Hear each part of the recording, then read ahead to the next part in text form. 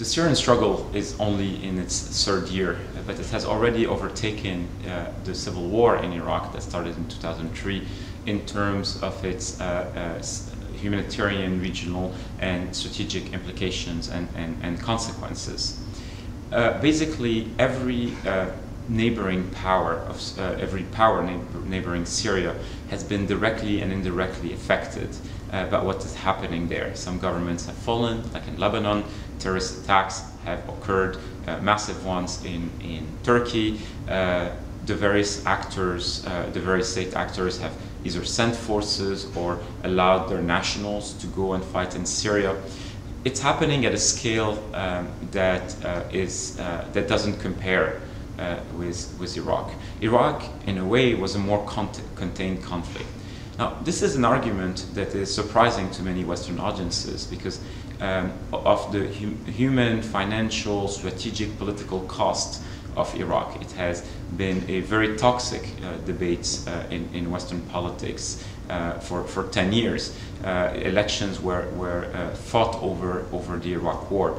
But in reality, the conflict in Syria is going to shape the future of the Levant in much more profound ways.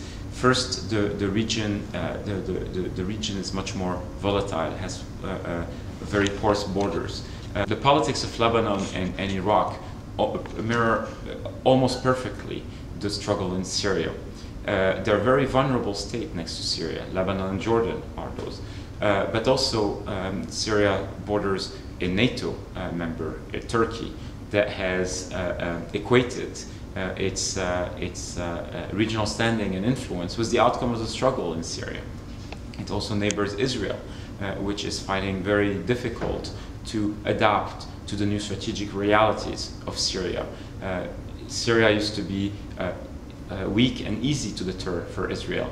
Today, Assad is growing weaker, but also more dependent on Hezbollah and Iran, which are the primary rivals of Israel. But Israel also has to consider the rise of increasingly radical Sunni groups that it knows very little about and that may be very difficult to deter, contain, or punish.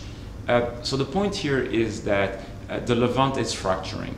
The formal borders don't matter much in the sense that Lebanon and Iraq are largely part of that conflict already. And because of this, the ability of outside actors to contain or manage this conflict is very limited. The U.S. has had a policy of managed transition in Syria.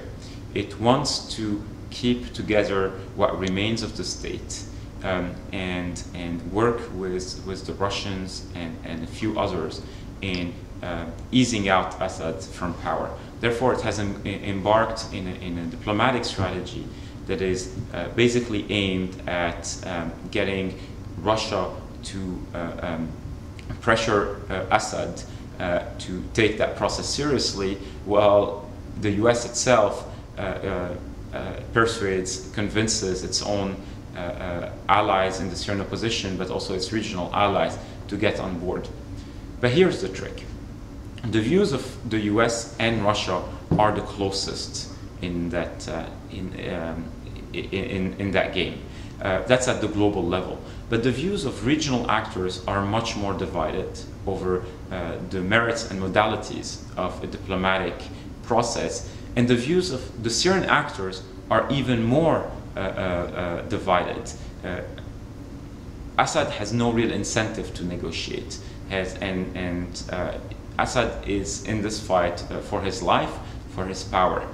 The rebels feel that now is not a good time to negotiate, and they're very skeptical of diplomacy because they fear that this would increase Assad's legitimacy, that it would make him a more acceptable interlocutor to a number of actors and end up with Assad remaining in power.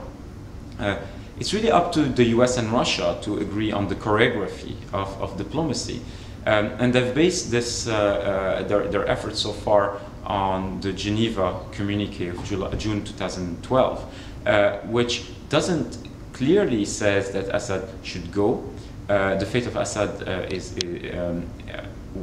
remained untouched in that communique, but the communique laid out several steps that, if implemented, would in effect lead to Assad's departure.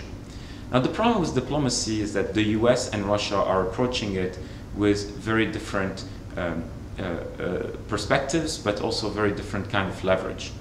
The US hopes that Assad will resign as an outcome of this process, while Russia has an open mind. In fact, Russia probably wants Assad to stay in power and expect that process to strengthen him in terms of legitimacy and in terms of his political support inside Syria. But there's also something else. There's another big asymmetry. Russia has more leverage over Assad than the US has over the rebels.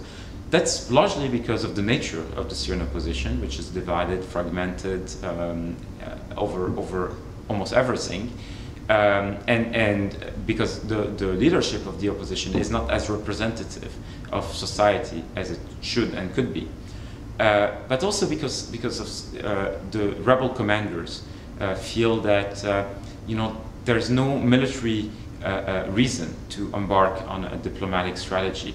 That right now Assad has the upper hand, therefore they shouldn't be negotiating.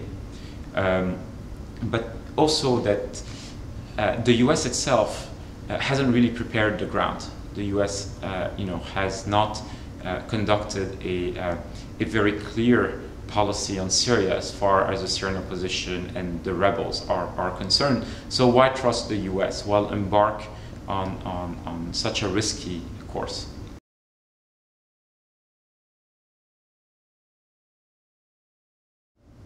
I think the U.S. is playing a very difficult and dangerous game. The U.S. hasn't strengthened the opposition enough to make diplomacy viable, and it hasn't strengthened the rebels enough as things stand to make military successes possible to change the balance of power. This may be changing as we speak. There are lots of rumors that the US will be providing small weaponry. I suspect that this won't be enough. Only a decisive US commitment that provides cover for also decisive commitments by the UK, France, other actors stands to achieve a real success or a real change on the ground in Syria.